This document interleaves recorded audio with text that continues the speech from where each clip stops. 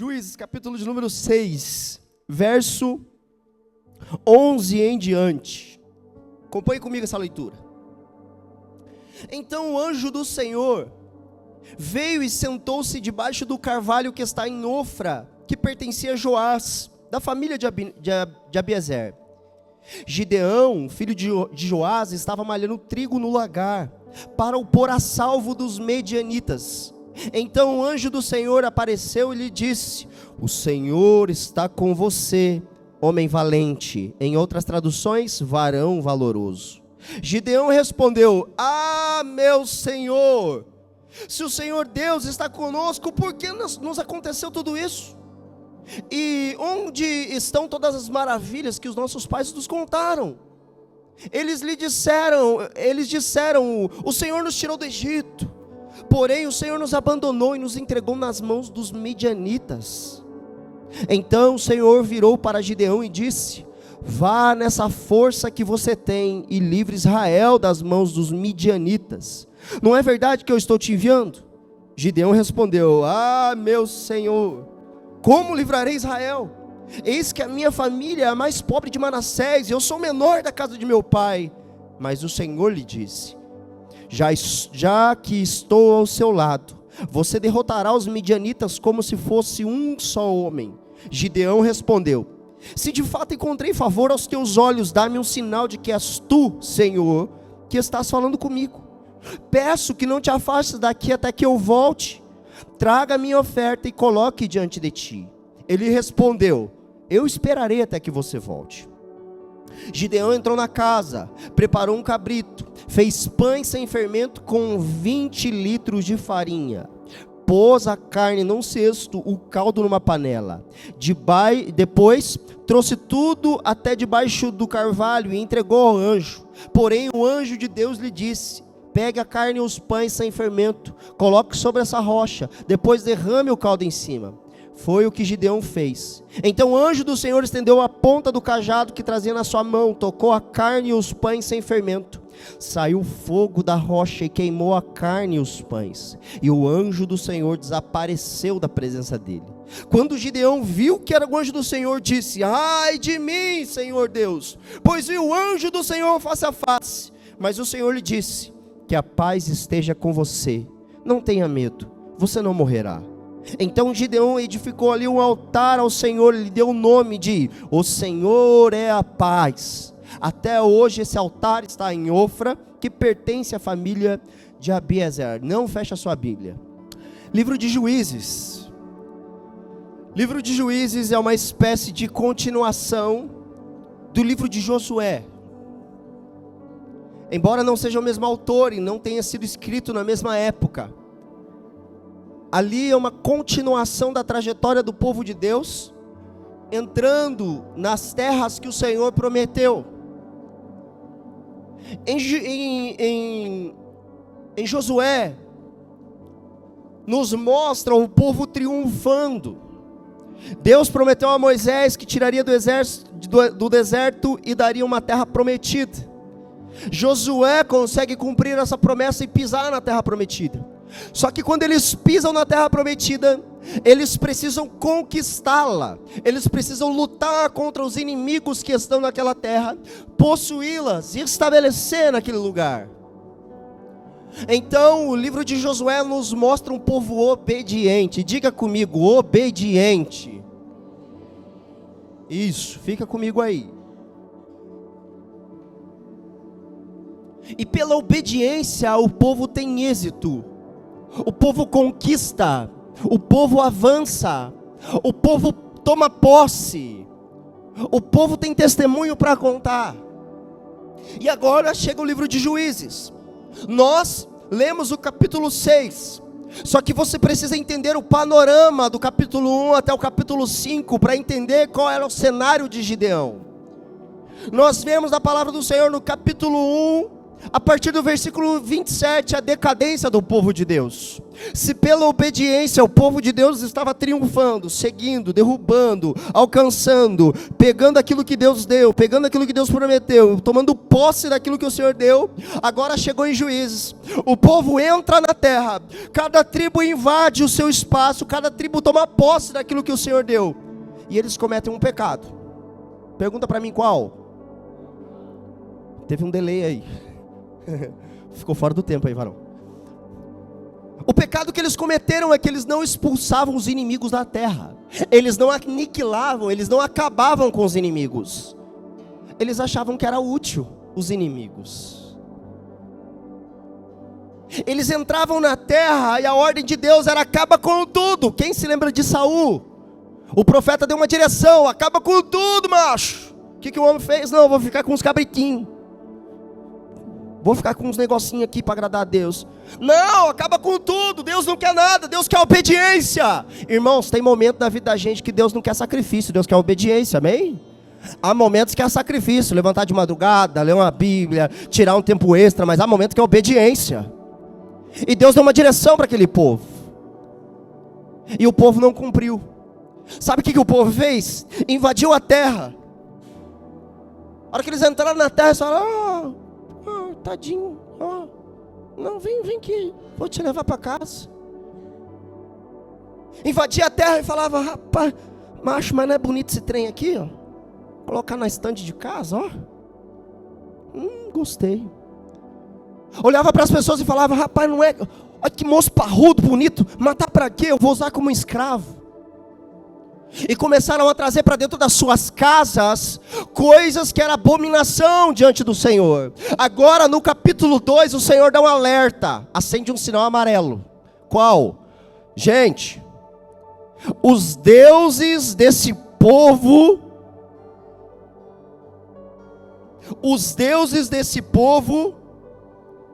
vão ser armadilhas para vocês. Ele traz o inimigo para dentro de casa, Elton. Vou criar você, você vai trabalhar para mim. Aí o inimigo começa a falar assim: ó, ei, vamos ali comigo adorar Baal? Baal? Vamos ali fazer um sacrifício. Ele orava e buscava a Deus. E quando chegava para dar uma direção para o capataz, ou ali pro escravo, o escravo estava rindo. O que você está rindo se você é escravo, rapaz? Não, é que eu adorei a Baal. Não, é que eu prestei culto ali. Nos nossos dias, macho, tô com grana no bolso, não paguei imposto de renda. Não declarei imposto de renda. Você é bobo ficar declarando imposto de renda? Tô feliz da vida. Então agora eles começam a olhar, e eles começam a ver que aquele povo que está naquela terra que eles não expulsaram, parece mais parrudo, parece mais feliz. Parece que o Deus deles responde mais do que o nosso.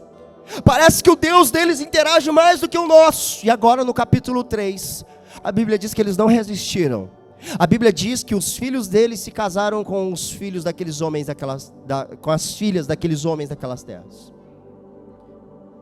E a Bíblia diz que eles rendiam culto ao Deus deles. A partir daí, então, do capítulo 3, Deus começa a levantar juízes. O que são juízes? São homens e mulheres de Deus que Deus levantou, encheu do Espírito para libertar o povo da opressão. Por quê? Porque daí eles se colocavam debaixo da idolatria, Deus se afastava, vinha um povo de fora e subjugava. O primeiro juiz que Deus levantou está sentado assistindo o culto aqui hoje. Otoniel. Acredita? Otoniel. Pela intimidade que eu já tenho com ele, vou chamar de Tony. Deus fala: vou escolher Tony. Derramou o Espírito de sobre ele. Levantou ele. Ele derrotou o rei dos inimigos. O povo derrotou os inimigos. E agora houve paz por 40 anos. Debaixo do juizado de Tony. Por quê? Tony foi levantado cheio do Espírito. Juntou o povo, guerrearam, ganharam a guerra. Agora o que Tony fazia? Legislava. Gente, está aqui, ó, nós não podemos se afastar do que Moisés falou. Olha os mandamentos, olha o sacrifício, olha a adoração a Deus, por 40 anos. Só que o povo não resistiu, porque o povo já estava viciado na idolatria. Depois, eles agora vão cair de novo nas mãos dos moabitas, e nas mãos dos moabitas ficam 18 anos, escravos. Irmãos, vamos recapitular. Eles entraram naquela terra conquistando, porque Deus deu para eles. Você já conseguiu imaginar uma coisa que para você Deus te deu por bênção, e agora você é escravo daquilo? O homem ora, pede um emprego. Deus dá um emprego, agora ele só trabalha. Oh meu Deus. Ora, pede um carro. Quando pega o carro no final de semana, que ele pode servir a igreja local, encher o carro de visitante, desce para a praia. Aquilo que Deus deu no princípio como bênção, agora se tornou uma coleira. Isso não é muito parecido com os nossos dias? O crente vive na pendura, vive quebrado, mas é fiel. O bichinho pendurado, quebrado, dá um jeito, paga as continhas, faz a oferta, faz o dízimo. Aí Deus pega e levanta ele um pouquinho só. Ele esquece.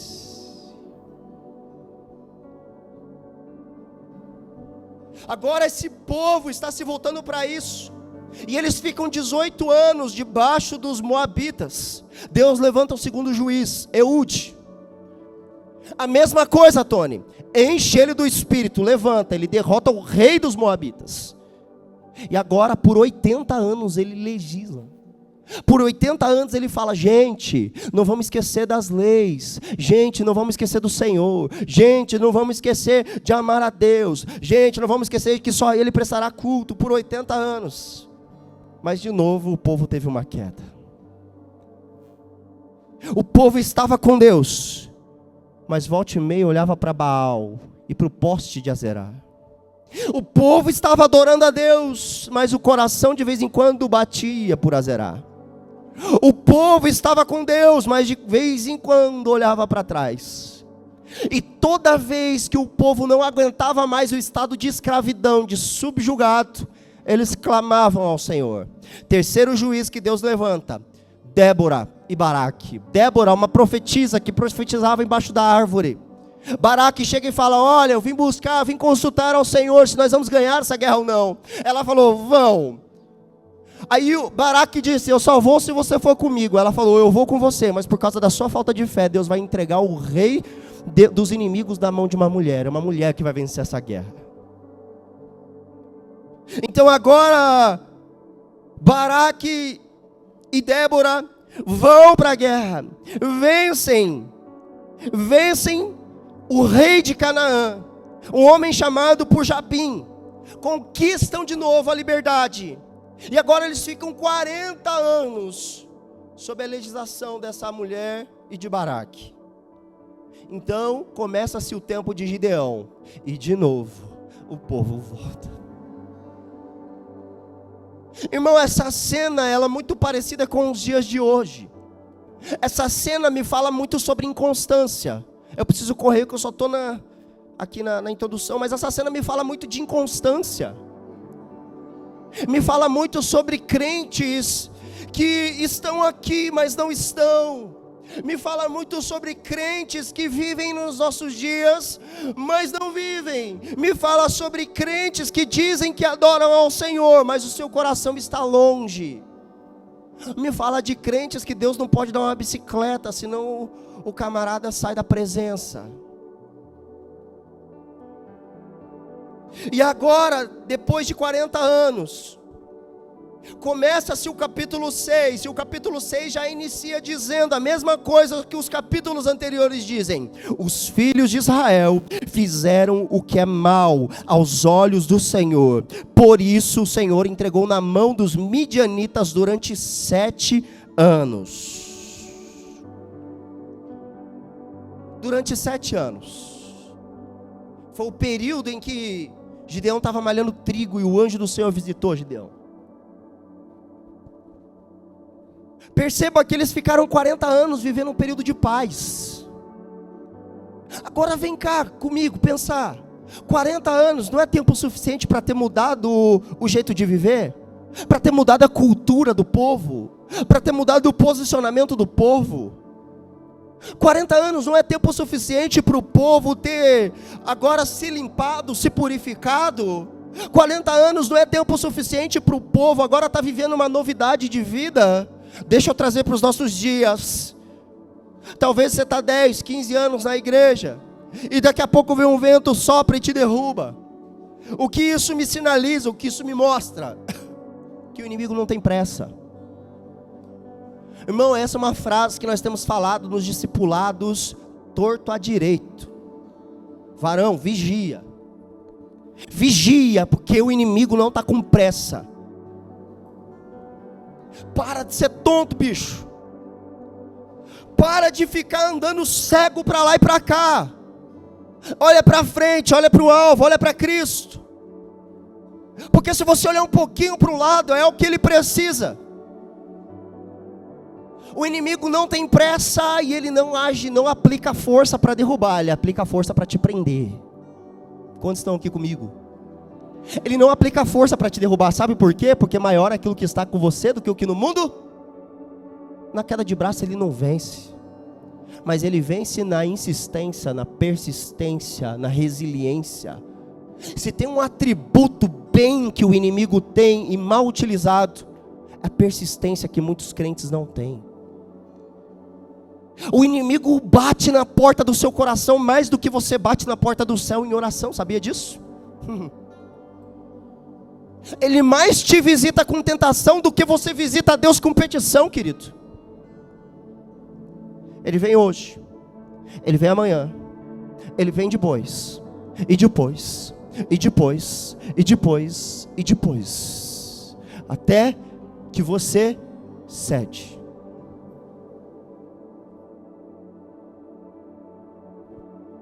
O panorama do livro de Juízes, quando nós lemos, nos ensina pelo menos 3 coisas. Primeiro, um povo que pertence a Deus deve ter Deus como seu rei e senhor. Isso aqui é o beabá do evangelho, é o beabá da igreja. Um povo que pertence a Deus. Quantos aqui pertencem a Deus? Quantos aqui são o povo de Deus? Levante sua mão. Você é povo de Deus na terra, meu querido? Você é povo de Deus na terra, meu irmão, minha irmã? Você é povo de Deus? Sua casa é povo de Deus? Sua família é povo de Deus? O seu trabalho é povo de Deus? O seu dinheiro é povo de Deus? A sua vida é povo de Deus? Pois bem, tenha Deus como seu rei e senhor. Eles eram o povo de Deus, mas não tinham Deus como rei e senhor. Segunda lição: o pecado é sempre mais destruidor para o povo de Deus. O pecado sempre vai ser mais danoso para o povo de Deus. O efeito do pecado sempre vai ser mais devastador para o povo de Deus. Eu dei o exemplo de manhã. Não sei se você já conviveu com um camarada que não está nem aí com os pacová da vida. A gente procura andar certinho, na linha, bonitinho. Aí você conhece alguém que fala: eu não declaro imposto de renda. Eu estou usando aqui imposto de renda porque eu trabalho com contador o dia inteiro. Então é o pecado aí mais comum que para muitas pessoas, muitos crentes inclusive, não é pecado. O governo toma tudo da gente, tem que ficar devolvendo de volta. Ó, as conversas, macho. Ele não declara imposto de renda e passa subiando. Aí você fala: rapaz, não é que ele está certo mesmo, quer saber? Eu não vou declarar esse ano não. Irmão, para ele não fez problema nenhum, mas para você parece que você cometeu um crime. Obrigado, Du. Deus abençoe. Parece que você cometeu um crime, sim ou não? Meu Deus. Mas daí você quer esquecer aquilo, esquece. Aí você pisa na igreja, de repente vem aquela irmã do coque. Vem a Vanusa irmã do coque. Amado, tive um sonho com você. Essa palavra, Vanusa? Ó, amado, Deus manda você endireitar, viu?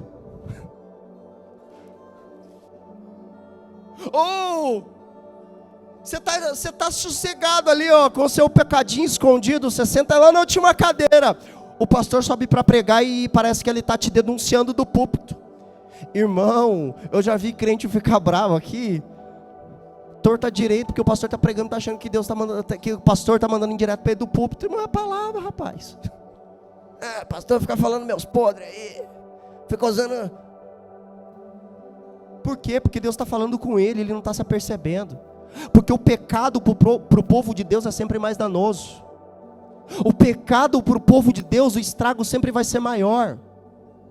Terceira coisa que eu aprendo no livro de Juízes: sempre que o povo de Deus se humilha, ora, deixa os seus caminhos ímpios, Deus ouve do céu e sara a sua terra. Você pode dar um glória a Deus? Irmão, quantas vezes eu, na minha juventude, dei trabalho para os meus pastores. Ora estava cá, ora estava lá.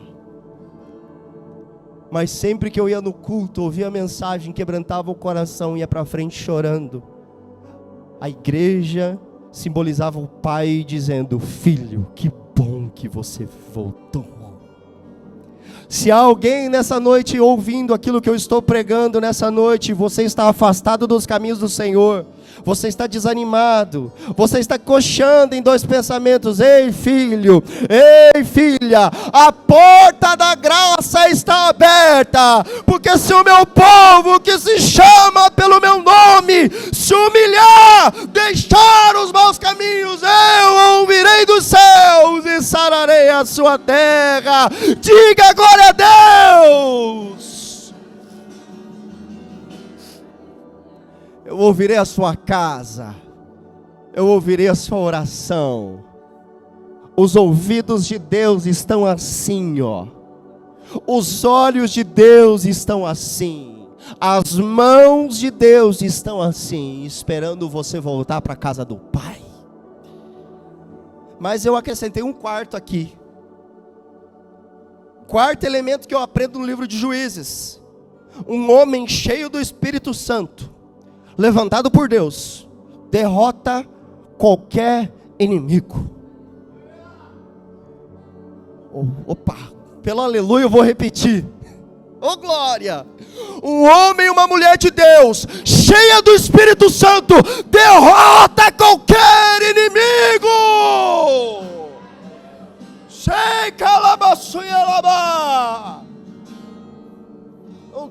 Não tem falta de emprego, saúde, doença, não tem nada que pare um homem cheio do Espírito Santo de Deus. Um crente fervoroso, um crente animado. Deus levantava aquele juiz, enchia ele do Espírito Santo e usava ele grandemente para libertar Israel. Ei, eu tenho uma palavra para a sua vida nessa noite. Deus quer te encher do Espírito para libertar a sua família e seus familiares do cativeiro do inimigo. Oh glória! Esse é o nosso Deus! Esse é o nosso Deus! Aleluia! Pastor, eu estou numa situação terrível. Eu estou na cova do leão. Fica tranquilo, a noite vai passar e quando você levantar, o rei Dário vai se converter. Aleluia! Pastor, eu fui caluniado e jogado na prisão. Fica tranquilo, quando você sair, o Egito vai saber quem é o seu Deus. Aleluia! Glória a Deus. Versículo 11. O anjo do Senhor aparece ao jovem. Irmão, você precisa entender o contexto. Primeiro, fome.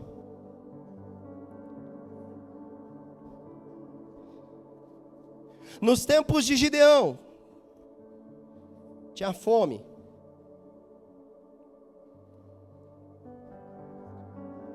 Naquele período de 7 anos, algumas coisas aconteceram. Primeiro, o povo tinha conquistado a terra inteira. Mas quando os inimigos entravam, saqueavam a terra, o povo falou: nós precisamos repensar a rota. Vamos se esconder.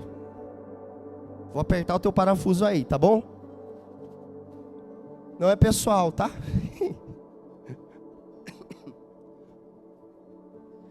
Tem gente que quando o inimigo entra dentro de casa, ele se esconde. A primeira coisa que ele faz é se esconder. O inimigo entrou, em vez dele se levantar e combater, aqui você não vai ficar. Eu não vou ficar nesse pecado, eu não vou me conformar com a situação que está meu casamento, eu não vou me conformar com a situação que está meu filho, eu não vou me conformar com essa situação, aqui você não vai ficar. Não. Ele se escondeu. Subiram as montanhas, e nas montanhas eles faziam covas para se esconder dentro das covas. Faziam para si cavernas, para se esconder dentro das cavernas. O que acontece? Os inimigos entravam, deixavam Israel sem sustento, roubava tudo que tinha em Israel de alimento, de sustento. Era mais ou menos uma caravana que passava de salteadores. A gente vê muito na televisão em alguns estados, uma coisa chamada arrastão na praia. Já viu algum vídeo, alguma coisa assim? Me ajuda aí, levanta a mão, deixa eu ver. Já viu? Que passa assim um pessoal e vem roubando tudo. Era isso que aqueles inimigos faziam. Eles plantavam, cuidavam do gado, da ovelha, cuidavam dos animais. Vinham como gafanhotos e roubavam tudo. Roubavam o sustento. Outra coisa que acontecia no tempo de Gideão. Eles roubavam os animais. Que animais eram esses? Gente, isso aqui é muito interessante. Diga comigo, ovelha. Uma vontade em sol maior. Ovelha. Ó. Bois. E jumento.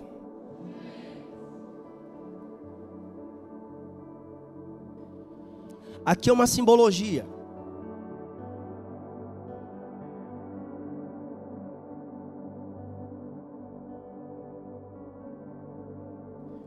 Ovelhas, bois e jumento. O que isso para a igreja simboliza? O símbolo de ovelha para a igreja, irmão, é obediência, submissão, mansidão, só tem fruto do Espírito ovelha, irmão. Bode não tem fruto do Espírito. Bode não consegue ter fruto do Espírito. Mas ovelha, ela é mansa. Ovelha conhece a voz do pastor. Ovelha conhece a voz do bom pastor. Eles roubaram a ovelha. Trazendo para os nossos dias, o inimigo dentro da igreja tem roubado a submissão dos crentes. Agora está uma onda de cancelamento. Na internet aí o que você mais vê é cancelamento. Porque o meu pastor é abusivo. Porque não sei o que lá, liderança, tem até livro. Daqui um dia vai ter filme, liderança abusiva. Irmão, só submete uma liderança abusiva quem não conhece a palavra. Porque se eu congrego numa igreja que meu pastor abre a Bíblia, prega a Bíblia, me bate com a Bíblia, me corrige com a Bíblia, irmão, estou na igreja certa. Agora se eu estou numa igreja que um homem me esturque, não abre a Bíblia. Tem gente que fala, eu fiquei 15 anos na liderança abusiva. Irmão, você ficou 15 anos numa igreja que o pastor não pregava a Bíblia? Então peraí, não é a liderança que é abusiva, é o crente que não lê a Bíblia. Sim ou não? Quantos estão comigo? Mas tem camarada que ele perdeu, ele deixou o inimigo roubar essa mansidão, essa submissão. E sabe o que eu aprendi, irmão, muito nesse tempo? É que se eu consigo me submeter a isso aqui, ó, eu não vou ter dificuldade de me submeter ao trabalho, ao meu chefe. Não vou ter dificuldade a submeter às situações do dia a dia, às autoridades, a Deus. Porque se eu não consigo me submeter a alguém que Deus levantou para me colocar debaixo, como é que eu vou me submeter a Deus? Segundo, bois, gordura, força, vitalidade. Fala de prosperidade, fala de gordura, roubou a prosperidade. Roubou a gordura, roubou o grosso da palavra. A vontade de comer uma comida forte e sólida foi roubada. Sabe o que eu aprendo aqui? Tem crente que ama uma pregaçãozinha de YouTube. Não tenho nada contra, eu também gosto. De vez em quando coloco e fico escutando. Sempre escuto alguma coisa. Mas eu não troco por nada por um culto de ensinamento. Eu não troco por nada por um conselho pastoral. Aí o camarada ouve lá um YouTube e ele acha que aquele conselho foi válido para ele. Vai e se arrebenta. Por quê? Porque o pastor do YouTube não está com você todo dia, não conhece a tua prova, não conhece a tua luta, não conhece as suas dificuldades. Mas os líderes que estão comendo 1 quilo de sal com você todos os dias, passando as dificuldades contigo, está ali com você, te conhece. Então roubou essa vitalidade da palavra, o peso da palavra te transformando. Irmão, o peso da palavra não é para te dar um equipamento, não, é para te matar. A palavra te mata, amém? Quando a palavra te mata, Cristo nasce em você, e quando Cristo nasce em você, então você é vitorioso, amém? Irmão, a palavra não é para te trazer vida, é para te trazer morte primeiro e depois trazer a vida de Cristo. Porque já não vivo mais eu, mas Cristo vive em mim, por isso estou crucificado com Cristo, para que a ressurreição de Cristo seja completa em mim. Por último, jumento. Não é de inteligência não. O inimigo não roubou a inteligência de ninguém. Força. Jumento é força. Sabe aquele ânimo, aquele vigor que você tinha na casa do Senhor? Ó, meu irmão, cadê esse ânimo, esse vigor? Essa vontade de falar da palavra, de trabalhar na obra, de se envolver, de se engajar. Cadê esse ânimo? Aqui fala que foi roubado ovelha, obediência, gordura, bois e jumento força. 3 itens para uma igreja avançar. Nós estamos no ano de expansão, sim ou não? Irmão, você precisa andar em obediência. Irmão, você precisa andar comendo a palavra de terça-feira aqui, ó, que às vezes é um melado lá do Rio de Janeiro. Aí você precisa comer também, aí você precisa ser um jumento na obra, forte. Venha o que vier, haja o que hajar, que nem diz o poeta. Aconteça o que acontecer. Para não, moço. Pega nesse trem e vai para frente. Jesus ensinando os discípulos falou assim, ó, vocês não são obrigados a trabalhar não, tá? Mas se vocês pegarem nesse arado e se comprometerem a seguir, ninguém olha para trás. Não olha para trás. Porque quem olha para trás não é digno do meu reino. Eu faço um paralelo com a mulher de Ló. Faz o seguinte, eu vou dar livramento para vocês. Saiam daí, mas não olha para trás. Porque quem olha para trás, para no... Olá, queridos, saudações, Pastor Herbert passando por aqui, para agradecer você que ficou até o final e tem sido edificado. Essa é a primeira parte de uma mensagem de 2 partes sobre o livro de Juízes e a história de Gideão. Que você possa ser edificado infinitamente, que o Senhor possa te abençoar. Não esquece de dar o joinha, curtir, seguir o canal e ativar as notificações para estar recebendo as nossas mensagens. Deus te abençoe muito, compartilhe com alguém que você sabe que precisa. Deus abençoe em nome de Jesus, um abraço.